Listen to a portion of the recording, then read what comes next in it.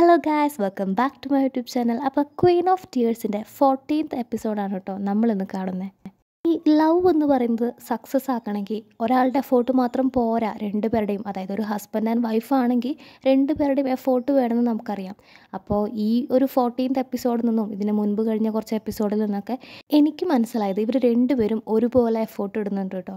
ഈ 14th എപ്പിസോഡിൻ്റെ സ്റ്റാർട്ടിങ്ങിൽ കാണിക്കുന്നത് ഇവർ 3 വർഷം മുൻപ് ജർമ്മനിയിൽ ഹണിമൂണിന് വന്നില്ലേ, ആ ഒരു ടൈമാണ് കേട്ടോ. അപ്പോൾ ഇവർ ഹണിമൂണിന് വന്ന ടൈമിൽ ഒരു സിമിട്രി ഇവർ വിസിറ്റ് ചെയ്തിരുന്നു കേട്ടോ. ഹ്യൂങ് പറയുന്നുണ്ട്, ഇത്രയും സ്ഥലം ഉണ്ടായിട്ട് നിനക്ക് ഇവിടെ തന്നെ വിസിറ്റ് ചെയ്യണല്ലേ ചോദിക്കുകയാണ്.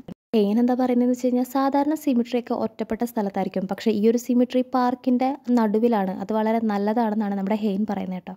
ഹെയ്ൻ നോക്കുമ്പോൾ സിമിട്രിയിൽ ഒരു ഏജ്ഡ് ആയിട്ടുള്ള ഒരാൾ കുറേ ഫ്ലവേഴ്സൊക്കെ പിടിച്ച് നിൽക്കുന്നുണ്ട് കേട്ടോ. അപ്പോൾ ഹെയ്ൻ അത് നമ്മുടെ ഹ്യൂങ്ങുവിനോട് പറയുന്നുണ്ട്. അതിനുശേഷം രണ്ടുപേരും കൂടി നോക്കുമ്പോൾ അവിടെ ആരെയും കാണാനില്ല. അപ്പോൾ ഹ്യൂങ് പറയാണ്, നീ എന്നെ പേടിപ്പിക്കല്ല കേട്ടോ ഇങ്ങനത്തെ ഒരു സ്ഥലത്ത് വന്നിട്ടെന്ന് പറയാണ്. ഹ്യൂങ് വന്നിട്ട് പറയാണ്, ഇനി എനിക്ക് മുമ്പെങ്ങാനും നീ മരിച്ചു കഴിഞ്ഞ് കഴിഞ്ഞാൽ അതിൻ്റെ നെക്സ്റ്റ് ഡേ ഞാനും കയറിപ്പോരെന്ന് പറയാണ്. അതിനുശേഷം ഇവരവിടുത്തെ ചർച്ചിലൊക്കെ പോയിരുന്ന് പ്രാർത്ഥിക്കുന്നുണ്ട് കേട്ടോ. ഇനി കാണിക്കുന്ന സീൻ നമ്മുടെ കറണ്ട് സിറ്റുവേഷനാണ്. അതായത് ഹെയ്ൻ എനിക്ക് സർജറി വേണ്ട എന്ന് പറഞ്ഞിട്ട് അവിടുന്ന് പോവുകയാണ് കേട്ടോ. ഹ്യൂങ് പുറകെ പോയിട്ട് പറയാണ്, ഒന്നും വേണ്ട, നീ ജസ്റ്റ് ഒന്ന് ജീവിച്ചാൽ മാത്രം മതിയെന്ന് പറയാണ്. നെക്സ്റ്റ് സീനിൽ യൂൺ അവൻ്റെ ലഗേജൊക്കെ ആയിട്ട് ജർമ്മനിയിലേക്ക് പോകാൻ നിൽക്കുമ്പോഴാണ് മോസിയോൾ അവൻ്റെ അടുത്തേക്ക് വരുന്നത് കേട്ടോ.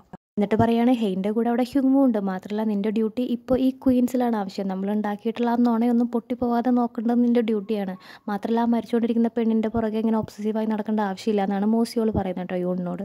മാത്രമല്ല ചെയർമാൻ്റെ മൂത്ത മകൻ ഈ യൂണിൻ്റെ ഇപ്പോഴത്തെ പൊസിഷൻ എടുക്കാനായിട്ട് ഇങ്ങോട്ട് വരികയാണ്. അപ്പോൾ അതിനെതിരെയൊക്കെ ഇവരിപ്പോൾ പ്രവർത്തിക്കേണ്ട ഒരു ടൈമാണ്, അപ്പോൾ ഇവനോട് പോകരുതെന്നാണ് പറയുന്നത് കേട്ടോ മോസിയോൾ.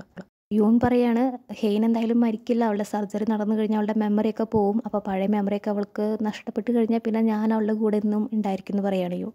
മാത്രമല്ല അമ്മ ഇവനെ ചെറുപ്പത്തിലേ ഉപേക്ഷിച്ചതുകൊണ്ടാണ് ഇവൻ ഈ ഒരു ഫാമിലിയുടെ കാര്യത്തിൽ ഭയങ്കര ക്യൂരിയസ് ആവുന്നതും ഹെയ്ൻ്റെ മേലെ ഭയങ്കര ജലസ് ആവുന്നതും. അതിനുശേഷം ഹെയ്നോട് ഒരുപാട് ഇഷ്ടം തോന്നുന്നതൊക്കെ കേട്ടോ. അപ്പോൾ അമ്മേനെ പഴി പറഞ്ഞിട്ട് അവൻ അവിടെ നിന്ന് ജർമ്മനിയിലേക്ക് പോവുകയാണ്. യൂൺ ജർമ്മനിയിലെ ഫ്രാങ്ക്ഫോർട്ടിലേക്കാണ് ഇപ്പോൾ ഇവരുടെ സിയോൾ എയർപോർട്ടിൽ നിന്ന് പോകുന്നത് കേട്ടോ.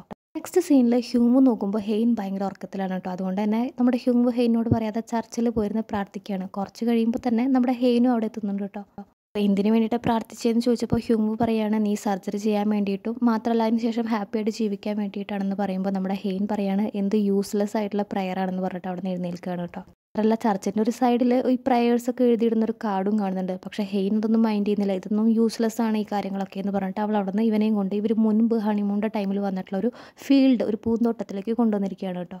എന്നിട്ട് ഹെയ്ൻ ഹ്യൂങ്ങിനോട് പറയാണ്, ഈ ഒരു പ്ലേസ് നമ്മൾ ഹണിമൂണിന് വന്നതാണ്, എനിക്ക് ഒരുപാട് ഹാപ്പി മൊമെൻറ്റ്സും മെമ്മറീസൊക്കെ ഉള്ള ഒരു പ്ലേസാണിത്. സർജറി ചെയ്ത് കഴിഞ്ഞാൽ നീയും എനിക്ക് സ്ട്രേഞ്ചർ ആവും, ഈ ഒരു സ്ഥലവും എനിക്ക് സ്ട്രേഞ്ച് ആവും എന്ന് പറയാണ്. നെക്സ്റ്റ് സീനിൽ ബിയോംജ വീട്ടിലിരുന്ന് കോഫി കുടിക്കുകയാണ് കേട്ടോ. അപ്പോൾ കോഫിയിലാണെങ്കിൽ ക്രഷിൻ്റെ ഫേസ്, കാറിൻ്റെ വിൻഡോയിലാണെങ്കിലോ ക്രഷിൻ്റെ ഫേസ്. അപ്പോൾ സ്വന്തമായിട്ടൊന്ന് ഡിസ്ട്രാക്റ്റഡ് ആവാൻ വേണ്ടിയിട്ട് അവൾ ഷോപ്പിങ്ങിന് പോവുകയാണ്.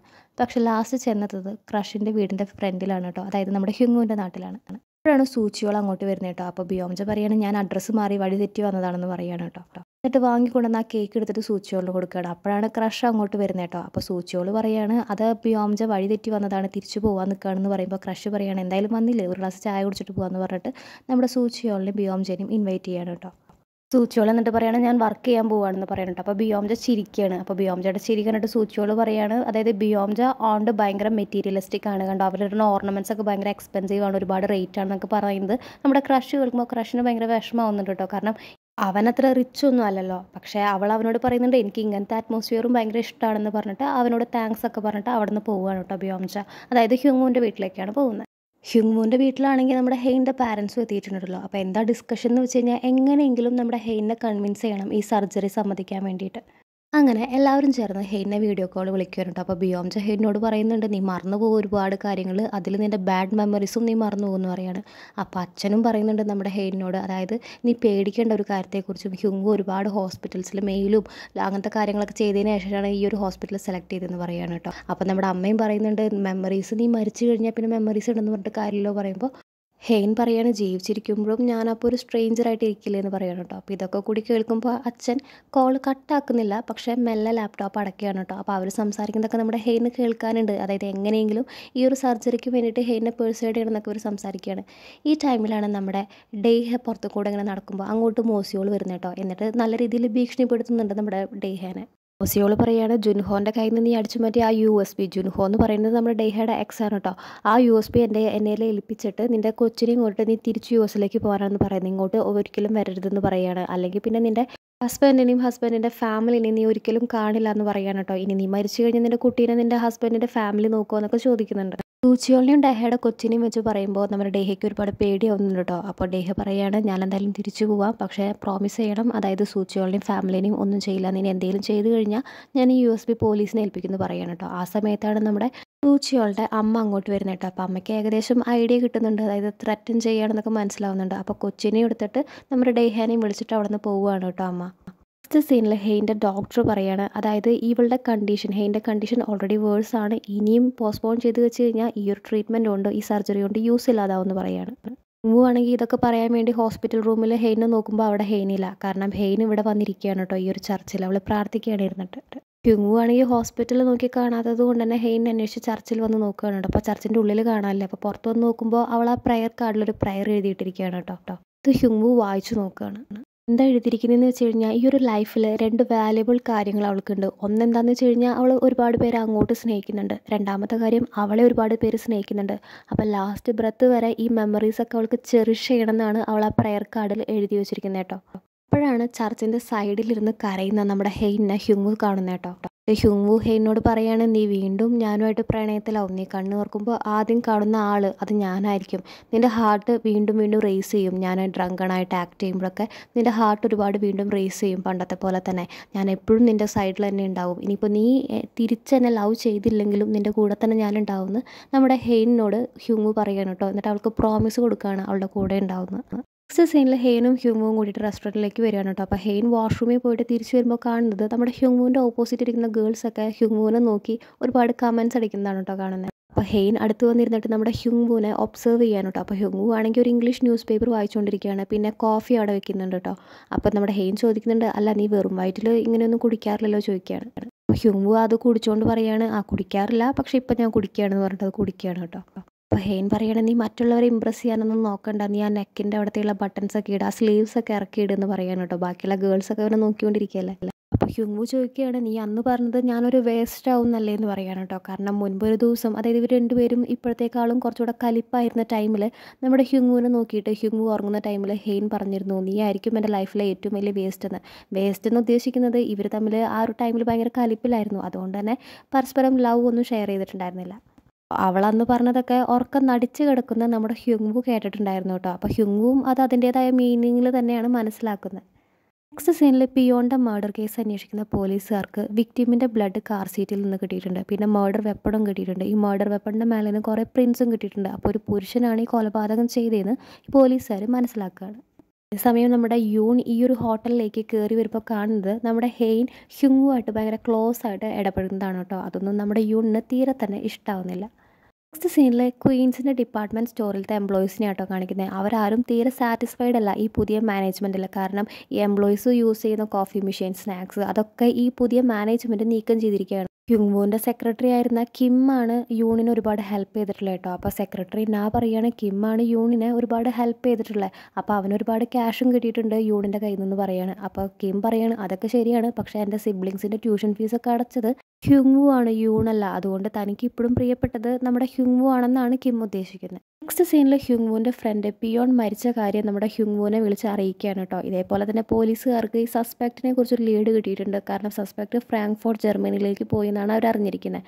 മാത്രമല്ല ഫോറിൻ അഫയേഴ്സിൻ്റെ ഹെൽപ്പോട് കൂടിയിട്ട് ജർമ്മനിയിൽ വെച്ച് തന്നെ ഈ ഒരു സസ്പെക്റ്റിനെ പിടിക്കാനും പോലീസ് തീരുമാനിച്ചു. അതേസമയം നമ്മുടെ ഡേഹയുടെ കാര്യം തീരുമാനമാക്കാനായിട്ട് മോസിയോള് ജുൻഹോനെയാണ് കേട്ടോ ഏൽപ്പിച്ചിരിക്കുന്നത്. 1 by 1 ആയിട്ട് ഞാൻ ഓരോരുത്തരുടെ കാര്യം ശരിയാക്കുന്നു മോസിയോള് പറയുകയാണ്.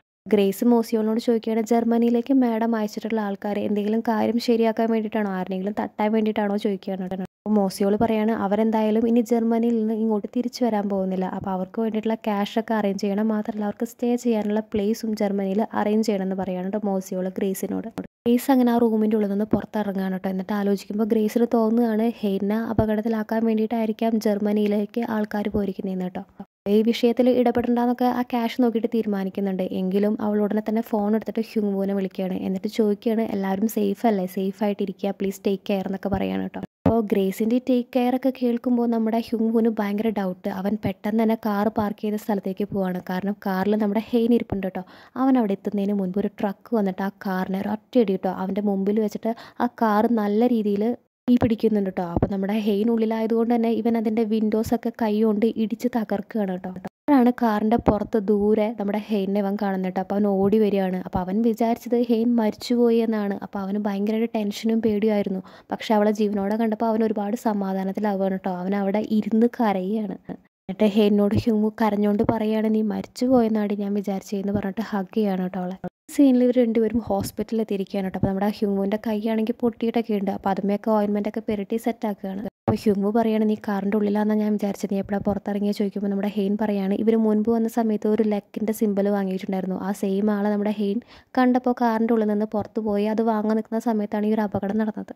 ഹെയ്ൻ പറയണ എന്തായാലും ഈ ഒരു ലെക്കനെ രക്ഷിച്ചു ഇത്തവണ എന്ന് പറയാണ്. ഹെയ്ൻ പറയാണ് നമ്മുടെ ഹ്യൂങ്ങിനോട്, ഞാൻ മരിച്ചു കഴിഞ്ഞാൽ നീ ഇതുപോലെ നിനക്ക് അറിയരുത്. ഒരുപാട് ആൾക്കാർക്ക് നിന്നെ വന്ന് ഹഗ് ചെയ്യാൻ തോന്നും, നിന്നെ ഭയങ്കര ക്യൂട്ടായിട്ടൊക്കെ തോന്നും. സ്ത്രീകൾ ക്യൂ നിൽക്കും നിന്നെ ഹഗ് ചെയ്യാനും നിന്നെ ആശ്വസിപ്പിക്കാനും വേണ്ടിയിട്ടെന്ന് പറയാണ്. ഹ്യൂങ് കരഞ്ഞു കഴിഞ്ഞാൽ മറ്റുള്ള ഗേൾസൊക്കെ വന്ന് ഹഗ് ചെയ്താലോ എന്ന ഒരു ജലസിൽ നമ്മുടെ ഹെയ്ൻ പറയാണ്, ഞാൻ സർജറിക്ക് റെഡിയാണെന്ന് കേട്ടോ. ഇത്ര നേരം നമ്മുടെ ഹ്യൂങ്ങും വീട്ടുകാരൊന്നും പറഞ്ഞിട്ട് സമ്മതിക്കാത്ത ആള് ഇപ്പോൾ ഹ്യൂങ്ങിനെ ആരെങ്കിലും ഹഗ് ചെയ്താലോ എന്ന് വിചാരിച്ചിട്ട് സർജറിക്ക് സമ്മതിക്കുകയാണ് കേട്ടോ. അതൊന്നുമല്ല, നേരത്തെ ഹ്യൂങ് കരഞ്ഞപ്പോഴാണ് നമ്മുടെ ഹെയ്ൻ മനസ്സിലാക്കിയത് ഹെയ്ൻ മരിച്ചു പോയി കഴിഞ്ഞാൽ എത്രമാത്രം തകർന്നു പോകും നമ്മുടെ ഹ്യൂങ് എന്ന് ഹെയ്ൻ മനസ്സിലാക്കിയത്. നെക്സ്റ്റ് സീനിൽ ഹ്യൂങ്ങിൻ്റെ സിസ്റ്റർ ഹ്യൂങ്ങിൻ്റെ ബ്രദറിനോട് പറയാണ്, ഞാൻ ഉടനെ ഡിവോഴ്സ് ആവുമെന്ന് തോന്നുന്നു. മാത്രമല്ല ഹസ്ബൻഡ് ഒരുപാട് ദൂരെ നിന്നിട്ടാണ് ഡോക്ടറേറ്റിന് വേണ്ടി പഠിക്കുന്നത്. എന്നാണ് ഡോക്ടറേറ്റ് കിട്ടുകയെന്നറിയില്ല. മകനാണെങ്കിൽ എബ്രോഡാണ് പഠിക്കുന്നത്. കുറച്ച് ദിവസം മുൻപ് ഹസ്ബൻഡിനെ വിളിച്ചപ്പോൾ ഒരു അമേരിക്കൻ ലേഡിയാണ് കോൾ എടുത്തത്. എനിക്ക് തോന്നുന്നു എൻ്റെ ഹസ്ബൻഡിന് അഫെയർ ഉണ്ടെന്ന് തോന്നുന്നു പറഞ്ഞിട്ട് അവിടെ ഇരുന്ന് കരയാണ് കേട്ടോ. നെക്സ്റ്റ് സീനിൽ ഹ്യൂങ്ങിൻ്റെ അച്ഛൻ്റെ ഷോപ്പാണ് കേട്ടോ കാണിക്കുന്നത്. അപ്പോൾ അച്ഛൻ്റെ ഷോപ്പിൽ ഹ്യൂങ്ങിൻ്റെ അച്ഛൻ ഇന്ന് ബിസി ആയതുകൊണ്ട് സൂചികളാണ് ഇരിക്കുന്നത്. അപ്പോൾ ഇന്ന് ഫുഡ് ലോ പ്രൈസിലാണ് കൊടുക്കുന്നത് കേട്ടോ. അപ്പോൾ നമ്മുടെ സൂചികൾ പറയുകയാണ്, ഞാൻ പ്രോഫിറ്റ് ഒന്നും ഉണ്ടാക്കാൻ നോക്കുന്നില്ല എന്ന്. അപ്പോൾ അച്ഛൻ വന്ന് നോക്കുമ്പോൾ ഒരുപാട് ആൾക്കാർ ക്യൂ നിൽക്കുകയാണ് കേട്ടോ. അപ്പോൾ ഹ്യൂങ് പറയാണ്, പ്രൈസ് ലോ ആയതുകൊണ്ട് ഒരുപാട് ആൾക്കാർ വരുന്നുണ്ട് പറയാണ് കേട്ടോ. സൂചികൾ പറയാണ് ഇതൊരു മാർക്കറ്റിംഗ് ടെക്നിക്കാണെന്ന്. ഹ്യൂങ്ങിൻ്റെ അച്ഛൻ ആലോചിക്കുകയാണ്, മുൻപ് സൂചിയോളുടെ അച്ഛൻ പറഞ്ഞിരുന്നു സൂചിയോൾ ഇവിടെ നിൽക്കുന്ന കാര്യത്തെക്കുറിച്ച് ഒരുപാട് വിഷമമുണ്ടെന്ന്. കാരണം സൂചിയോളുടെ അച്ഛൻ സൂചിയോളിനെ കുറിച്ച് വാൺ ചെയ്യായിരുന്നു കേട്ടോ നമ്മുടെ ഹ്യൂങ്ങിൻ്റെ അച്ഛൻ. അന്ന് നൈറ്റ് നമ്മുടെ സൂചിയോളാണെങ്കിൽ എങ്ങനെ അവരുടെ ലൈഫ് കണ്ടിന്യൂ ചെയ്യണം അങ്ങനെയുള്ള കാര്യങ്ങളെക്കുറിച്ച് സംസാരിക്കുകയാണ് കേട്ടോ. അപ്പോൾ നമ്മുടെ ഡേഹി ആലോചിക്കുമ്പോൾ ഡേഹിയുടെ എക്സ് വിളിച്ചിരുന്നു, എന്നിട്ട് മീറ്റ് ചെയ്യണം എന്നൊക്കെ പറഞ്ഞിട്ടുണ്ടായിരുന്നു കേട്ടോ. അതിനെക്കുറിച്ച് ആലോചിക്കുകയാണ്. അപ്പോൾ നെക്സ്റ്റ് ഡേ ഇവർ അമ്യൂസ്മെൻറ്റ് പാർക്കിൽ പോവുകയാണ് കേട്ടോ നമ്മുടെ ഡേഹി പറഞ്ഞിട്ട്. അങ്ങനെ അമ്യൂസ്മെൻറ്റ് പാർക്കിൽ എല്ലാവരും കൂട്ടിയിട്ട്, അതായത് ഹോൾ ഫാമിലി അടിപൊളിയായിട്ട് എൻജോയ് ചെയ്യാൻ കേട്ടോ. അങ്ങനെ കുറച്ച് കഴിയുമ്പോൾ നമ്മുടെ സൂചിയോളാണെങ്കിൽ ചായ വാങ്ങാൻ വേണ്ടി പോവുകയാണ്. തിരിച്ചു വരുമ്പോൾ അവിടെ ഡേഹിയില്ല, കുട്ടിയില്ല. സൂചിയോൾ ഉടനെ തന്നെ ഓടി നടന്ന് ആ പാർക്ക് ഫുൾ അന്വേഷിക്കുകയാണ് കേട്ടോ. ഡയഹാനെ വിളിച്ച് കരയുന്നുണ്ട് കേട്ടോ ഒരുപാട്. കുറെ കഴിഞ്ഞപ്പോൾ ഒരു അനൗൺസ്മെൻറ്റ് വരികയാണ് കേട്ടോ. സൂചിയോളാണ് അതിൽ സംസാരിക്കുന്നത്, please come back to me എന്ന് പറഞ്ഞിട്ടുള്ള വോയിസ് ആണ് കേട്ടോ. അപ്പോൾ നാട്ടുകാരൊക്കെ ഇവനെ കളിയാക്കുന്നുണ്ട്, ഹീസ് എ ലൂസർ എന്ന് പറഞ്ഞിട്ട്. അപ്പോൾ ഡേഹ പറയുകയാണ് അവരോട്, ഹീസ് നോട്ട് എ ലൂസർ എന്ന് പറഞ്ഞിട്ട് നമ്മുടെ അനൗൺസ്മെൻറ്റ് റൂമിലേക്ക് പോവുകയാണ് കേട്ടോ. അവിടെ നമ്മുടെ സൂചിയോൾ ഇരിക്കുന്നുണ്ടായിരുന്നു. എന്നിട്ട് സൂചിയോൾ വന്നിട്ട് ഇവരെ ഹഗ് ചെയ്യാണ്. സൂചിയോൾ ചോദിക്കുന്നുണ്ട്, എന്നെ ഉപേക്ഷിച്ചിട്ട് നീ എവിടേക്കാണ് പോകുന്നത്, എങ്ങോട്ടാണ് പോകുന്നതെന്ന് സൂചിയോൾ ഡേഹനോട് ചോദിക്കുന്നുണ്ട് കേട്ടോ. നെക്സ്റ്റ് സീനിൽ നമ്മുടെ ഹെയ്ൻ ആണെങ്കിൽ ജർമ്മനിയിലൂടെ ഇങ്ങനെ നടന്നുകൊണ്ടിരിക്കുകയാണ് കേട്ടോ. അപ്പോൾ അവൾക്ക് കുറേ പാസ്റ്റ് മെമ്മറീസൊക്കെ വീണ്ടും വീണ്ടും ഓർമ്മ വരുന്നുണ്ട് കേട്ടോ. ഇതിനിടയ്ക്കാണ് ഇവളുടെ മരിച്ചുപോയ എൽഡസ്റ്റ് ബ്രദറിനെ ഇവൾ കാണുന്നത് കേട്ടോ ആൾക്കൂട്ടത്തിൻ്റെ ഇടയ്ക്ക്. അപ്പോൾ ഇവളെ നോക്കിയിട്ട് ആ ഒരു പയ്യൻ ഹായ് ഒക്കെ പറയുന്നുണ്ട്, എന്നിട്ട് പോവുകയാണ്. എന്നിട്ട് ഈ ഒരു കാര്യങ്ങളൊക്കെ ഹോസ്പിറ്റലിൽ വന്നിട്ട് ഹ്യൂങ്ങുമായിട്ട് അവൾ സംസാരിക്കുന്നുണ്ട് കേട്ടോ. ഹ്യൂങ്ങുവിനോട് പറയുകയാണ്, നിനക്ക് എന്തെങ്കിലും എന്നോട് പറയാനുണ്ടോ, അതായത് ഇതേവരെ ലൈഫിൽ ഇവളോട് പറയാൻ പറ്റാത്ത എന്തെങ്കിലും ഉണ്ടെങ്കിൽ ഇപ്പോൾ പറഞ്ഞു, എന്തായാലും ഞാനത് മറക്കുമല്ലോ എന്ന് പറയാൻ കേട്ടോ. അപ്പോൾ ഹ്യൂങ്ങു പറയാണ്, എനിക്ക് അങ്ങനെ ഒന്നും തന്നെ പറയാനില്ല എന്ന് പറയാൻ കേട്ടോ. അപ്പോൾ ഹെയ്ൻ വീണ്ടും വീണ്ടും നിർബന്ധിക്കുകയാണ്. അപ്പോൾ ഹെയ്ൻ്റെ നിർബന്ധം കാരണം നമ്മുടെ ഹ്യൂങ്ങു പറയുകയാണ്. ആ സമയത്ത് ഹെയ്ൻ എന്താ വിചാരിക്കുന്നതെന്ന് ഹ്യൂങ്ങുവിന് മനസ്സിലാക്കാൻ പറ്റാറില്ല. അതായത് ഇപ്പോൾ ആനിവേഴ്സറി ആണെങ്കിൽ ഇവൻ ഗിഫ്റ്റ് വാങ്ങിയാലും വാങ്ങിയില്ലെങ്കിലും ഹെയ്ൻ അതിൻ്റെ പേരിൽ ചെറുതായിട്ട് മാഡായിട്ടിരിക്കും. അപ്പോൾ ഹെയ്ൻ്റെ ഫീലിങ്സ് എന്താണെന്ന് ഇവൻ എല്ലാ സമയവും മനസ്സിലാക്കാൻ പറ്റാറില്ല. ഒക്കെ പറഞ്ഞു കഴിഞ്ഞിട്ട് ലാസ്റ്റ് നമ്മുടെ ഹ്യൂങ്ങു ഹെയ്നോട് ഐ ലവ് യു എന്ന് പറയാണ് കേട്ടോ. നമ്മുടെ ഹെയ്ൻ ഇത്രയും വലിയൊരു ഡിസിഷൻ എടുത്തിരിക്കുകയാണ്. അതിന് നമ്മുടെ ഹ്യൂങ്ങു താങ്ക്സ് പറയാണ് കേട്ടോ ഹെയ്നോട്. എന്നിട്ട് പറയുന്നുണ്ട്, നമ്മൾ ഒരുമിച്ച് ഒരുപാട് കാലം ജീവിക്കും. നീ കണ്ണോർക്കുമ്പോൾ ആദ്യം എന്നെ തന്നെയായിരിക്കും കാണുക, നിൻ്റെ കൂടെ ഞാൻ ഇന്നും ഉണ്ടാവും. ഓർഡിനറി ആൾക്കാർ ചെയ്യുന്ന പോലെ നമ്മളും ഒരുപാട് ട്രിപ്പിനും ഔട്ടിങ്ങിനും അതുപോലെ തന്നെ വർക്കൗട്ടിനൊക്കെ നമ്മൾ ഒരുമിച്ച് പോകുന്നൊക്കെ പറയാണ് കേട്ടോ ഹ്യൂങ്ങു. ഹെയ്നാണെങ്കിൽ അവളെക്കുറിച്ചുള്ള കാര്യങ്ങളൊക്കെ ഒരു ബുക്കിൽ എഴുതി വെച്ചിട്ടുണ്ട് കേട്ടോ. അതായത് സർജറി കഴിഞ്ഞ് എഴുന്നേൽക്കുമ്പോൾ ഇവൾക്ക് ഇവളെക്കുറിച്ചൊന്നും ഓർമ്മയുണ്ടാവില്ല, ഇവളുടെ ലൈഫിനെ കുറിച്ചൊന്നും ഓർമ്മയുണ്ടാവില്ല. അപ്പോൾ കുറച്ച് കാര്യങ്ങളൊക്കെ അവൾ എഴുതി വെച്ചിട്ടുണ്ട്. സർജറി കഴിയുമ്പോൾ ഈ ഒരു ബുക്കിൻ്റെ കാര്യമൊന്നും ഓർമ്മയുണ്ടാവില്ലല്ലോ. അതുകൊണ്ട് ആ ഒരു ബുക്ക് നമ്മുടെ ഹ്യൂങ്ങുവിൻ്റെ കയ്യിൽ ഏൽപ്പിക്കുകയാണ് കേട്ടോ, അവൾക്ക് കൊടുക്കണം എന്ന് പറഞ്ഞിട്ട്. നെക്സ്റ്റ് ഡേ നമ്മുടെ ഹെയിൻ്റെ വീട്ടുകാരും അതുപോലെ തന്നെ നമ്മുടെ ഹ്യൂങ്‌വൂൻ്റെ വീട്ടുകാരും ഭയങ്കരമായിട്ട് ടെൻഷൻ അടിച്ചിരിക്കുകയാണ് കേട്ടോ. കാരണം ഹെയിൻ്റെ സർജറിയുടെ ടൈം ആവാറായിരിക്കുകയാണ്. അതുകൊണ്ട് തന്നെ ഒരുപാട് ടെൻഷനിലാണ് 2 ഫാമിലിയും. അങ്ങനെ നമ്മുടെ ഹെയിനെ ഓപ്പറേഷൻ തിയേറ്ററിലേക്ക് കയറ്റുകയാണ്. കണ്ണ് തുറക്കുമ്പോൾ ഹ്യൂങ്‌വൂനെ തന്നെ കാണണമെന്ന് പറഞ്ഞിട്ടാണ് ഹെയിൻ പോകുന്നത് കേട്ടോ. ഹെയിൻ സർജറിക്ക് കയറിയതിന് ശേഷം നമ്മുടെ ഹ്യൂങ്‌വൂ പുറത്തിരുന്ന് കരയാണ് കേട്ടോ. അവനൊരുപാട് ടെൻഷനും പേടിയൊക്കെ ഉണ്ട് നമ്മുടെ ഹെയിനുള്ളതുപോലെ തന്നെ. പക്ഷേ ഹെയിൻ്റെ മുമ്പിൽ കാണിക്കുന്നില്ല മാത്രം. കഴിയുമ്പോൾ ഹെയിൻ്റെ സർജറി സക്സസ്ഫുള്ളായി കഴിഞ്ഞു എന്ന് അവിടുത്തെ നെയിം ബോർഡിൽ കാണിക്കുകയാണ് കേട്ടോ. അങ്ങനെ സർജറി കഴിഞ്ഞ് ഹെയിൻ പുറത്തിറങ്ങാൻ നിൽക്കുന്ന ടൈമിലാണ് ഹ്യൂങ്‌വൂനെ അറസ്റ്റ് ചെയ്യാൻ വേണ്ടിയിട്ട്, അതായത് പിയോണിൻ്റെ മർഡർ കേസിലെ സസ്പെക്ട് ഹ്യൂങ്‌വൂ പറഞ്ഞിട്ട് പോലീസ് വന്നിട്ട് ഹ്യൂങ്‌വൂനെ അറസ്റ്റ് ചെയ്യുന്നത് കേട്ടോ. ഹ്യൂങ്‌വൂ ഒരുപാട് പറയുന്നുണ്ട് എൻ്റെ വൈഫ് അവിടെയുണ്ട്, അവൾ വരട്ടേന്ന്. അപ്പോഴേക്കും യൂൺ വന്നിട്ട് പറയാണ് വൈഫല്ല എക്സ് ആണെന്ന് പറയാണ്, എക്സ് വൈഫ് ആണെന്ന് പറയാണ്. ടൈമിൽ തന്നെ നമ്മുടെ ഹെയിനെ പുറത്തേക്ക് കൊണ്ടുവരുന്നുണ്ടെങ്കിലും നമ്മുടെ ഹ്യൂങ്‌വൂനെ കാണാൻ പറ്റുന്നില്ല കേട്ടോ. അപ്പോൾ ഹ്യൂങ്‌വൂനെ അറസ്റ്റ് ചെയ്ത കാര്യം നമ്മുടെ ഹെയിൻ്റെ ഫാമിലി അറിയുന്നുണ്ട്, അതുപോലെ തന്നെ ഹ്യൂങ്‌വൂൻ്റെ ഫാമിലിയും അറിയുന്നുണ്ട് കേട്ടോ. അപ്പോൾ ഉടനെ തന്നെ ഹെയിൻ്റെ അച്ഛൻ അവിടേക്ക് കോൾ ചെയ്യാണ് ഹോസ്പിറ്റലിലേക്ക്. അപ്പോൾ യൂണാണ് കോൾ പിക്ക് ചെയ്യുന്നത് കേട്ടോ. ഹെയിൻ്റെ അച്ഛൻ പറയുന്നുണ്ട് ഞാൻ ഉടനെ തന്നെ അങ്ങോട്ട് വരാമെന്ന്. അപ്പോൾ യൂൺ പറയുകയാണ് ഇങ്ങോട്ട് വരാൻ നിങ്ങൾക്ക് എന്തായാലും പറ്റില്ല, എംബസൽമെൻറ്റിനും മാൽ പ്രാക്ടീസിനും നിങ്ങൾ ഉടനെ തന്നെ പ്രോസിക്യൂഷൻ അറസ്റ്റ് ചെയ്യും, അതുകൊണ്ട് രാജ്യത്തിന് പുറത്തേക്ക് വരാൻ പറ്റില്ല. ഹെയിൻ്റെ സർജറി എന്തായാലും നല്ല രീതിയിൽ തന്നെ കഴിഞ്ഞിട്ടുണ്ടെന്ന് പറയാണ്. അതായത് ഈ അച്ഛൻ ഇവളുടെ അടുത്തേക്ക് വരാതിരിക്കാൻ വേണ്ടിയിട്ട് നമ്മുടെ യൂൺ തടഞ്ഞു നിർത്തിയിരിക്കുകയാണ്. കുറച്ച് കഴിയുമ്പോൾ ഹെയിൻ മെല്ലെ കണ്ണ് തുറക്കുകയാണ് കേട്ടോ. അപ്പോൾ ആദ്യം കാണുന്നത് യൂണിനെയാണ്. അപ്പോൾ യൂൺ അടുത്ത് വന്നിട്ട് പറയുകയാണ് നീ ഭയങ്കര കൺഫ്യൂസ്ഡ് ആയിരിക്കും, നിൻ്റെ ഒരു സർജറി കഴിഞ്ഞിരിക്കുകയാണ്, ട്യൂമർ റിമൂവ് ചെയ്തിരിക്കുകയാണ്, അതുകൊണ്ടാണ് പണ്ടത്തെ കാര്യങ്ങളൊന്നും നീ ഓർക്കാത്തതെന്ന് പറയുകയാണ് കേട്ടോ. ആണെങ്കിൽ അപ്പോൾ ആകെ കൂടി പറയുന്നത് ബേക്ക് ഹ്യൂങ്‌വൂ എന്നാണ് കേട്ടോ. ആ പേര് കേൾക്കുമ്പോൾ തന്നെ നമ്മുടെ യൂൺ ആണെങ്കിൽ ഷോക്ക് ആവുകയാണ്. എന്നിട്ട് യൂൺ ചോദിക്കുന്നുണ്ട് അതായത് നിനക്ക് ആ ഒരു കാര്യം ഓർമ്മയുണ്ടോ ചോദിക്കുകയാണ്. അപ്പോൾ ഹെയിൻ പറയുകയാണ് എനിക്ക് ആ ഒരു നെയിം മാത്രമേ ഓർമ്മയുള്ളൂ പറയാണ്. യൂണപ്പോൾ ഇവരുടെ മുൻപത്തെ ഫോട്ടോ കാണിച്ചു കൊടുത്തിട്ട് പറയാണ് ഞാൻ നീ പറയുന്ന ഹ്യൂങ്‌വൂ അല്ല, ഞാൻ യൂണാണ്, നീ ഹെയിനാണ്, നമ്മൾ ചെറുപ്പം തൊട്ട് അതായത് കോളേജ് ടൈം തൊട്ട് ഡേറ്റ് ചെയ്യായിരുന്നു, നീ മാരേജ് ചെയ്തത് ഹ്യൂങ്‌വൂനെയാണ്, അതിനുശേഷം നിങ്ങൾ ഡിവോഴ്സ്ഡായി, ഇപ്പോൾ ഒരു മർഡർ കേസിൽ അവൻ അറസ്റ്റ് ചെയ്തിരിക്കുകയാണ് പോലീസ് എന്ന് പറയാണ് കേട്ടോ. ടൈമിലാണ് പുറത്ത് മഞ്ഞ് വീഴുന്നത് കേട്ടോ. അപ്പോൾ ഹെയിൻ മുൻപ് പറഞ്ഞൊരു കാര്യം നമ്മുടെ ഹ്യൂങ്‌വൂ ഓർക്കുകയാണ്. അതായത് ആദ്യത്തെ സ്നോഫോൾ വരെ ഒരു കളർ ഇവളുടെ നെയിലിൽ ഉണ്ടെങ്കിൽ അവളുടെ ഫസ്റ്റ് ലവ് ട്രൂ ആവും എന്ന് പറഞ്ഞിട്ടുള്ള ഒരു കാര്യം നമ്മുടെ ഹ്യൂങ്‌വൂന് ഓർമ്മ വരികയാണ് കേട്ടോ. അപ്പോൾ ഹ്യൂങ്‌വൂ ജയിലിൻ്റെ ഉള്ളിലിരുന്നിട്ടാണ് ഈ ഫസ്റ്റ് സ്നോ വീഴുന്നത് കാണുന്നത്. ഇതേപോലെ തന്നെ നമ്മുടെ ഹെയിൻ ആണെങ്കിൽ ഹോസ്പിറ്റലിലത്തെ വീൽ ചെയറിലിരുന്നിട്ടും സ്നോ വീഴുന്നത് കാണുകയാണ് കേട്ടോ. ഹെയിൻ മെല്ലെ ആ സ്നോ ടച്ച് ചെയ്യാൻ എന്ന രീതിയിൽ കൈ മുൻപോട്ടാക്കുകയാണ് കേട്ടോ. ഹോസ്പിറ്റലിൻ്റെ ഉള്ളിലാണ്, ശരിക്കും അവൾക്ക് ടച്ച് ചെയ്യാനൊന്നും പറ്റുന്നില്ല.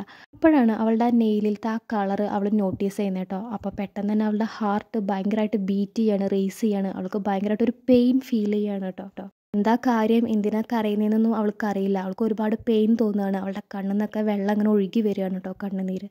കാണിക്കുന്നത് സർജറിക്ക് മുൻപുള്ളൊരു സീനാണ് കേട്ടോ. അപ്പോൾ നമ്മുടെ ഹെയിൻ ചോദിക്കുകയാണ് ഹ്യൂങ്‌വൂനോട് ഈ പഠിക്കുന്ന ടൈമിൽ ഒരുപാട് കാര്യങ്ങൾ പഠിക്കാനുണ്ടായിരുന്നില്ലേ, അപ്പോൾ എങ്ങനെയാണ് ഇതൊക്കെ ഓർമ്മയിൽ വെച്ചിരുന്നത് ചോദിച്ചപ്പോൾ നമ്മുടെ ഹ്യൂങ്‌വൂ പറയാണ് അത് റിപ്പീറ്റായിട്ട് അവനിങ്ങനെ പറഞ്ഞുകൊണ്ടിരിക്കും അവൻ്റെ സബ് കോൺഷ്യസ് മൈൻഡിലെന്ന് പറയാണ് കേട്ടോ. എന്നിട്ട് നമ്മുടെ ഹെയിൻ ആണെങ്കിൽ ഓപ്പറേഷൻ തിയേറ്ററിൽ കയറിയ ടൈം തൊട്ട് ഈ ബേക്ക് ഹ്യൂങ്‌വൂ എന്ന ഒരു പേര് ഇങ്ങനെ കണ്ടിന്യൂസ് ആയിട്ട് മെല്ലെ മെല്ലെ പറഞ്ഞുകൊണ്ടിരിക്കുകയാണ് കേട്ടോ. അപ്പോൾ ഈ ഒരു കാര്യം കൊണ്ടും കൂടിയാണ് ഇവൾ ഓപ്പറേഷൻ കഴിഞ്ഞ് കണ്ണ് തുറന്ന വഴിക്ക് ഈ ഒരു നെയിം പുറത്തേക്ക് പറയുന്നത് കേട്ടോ.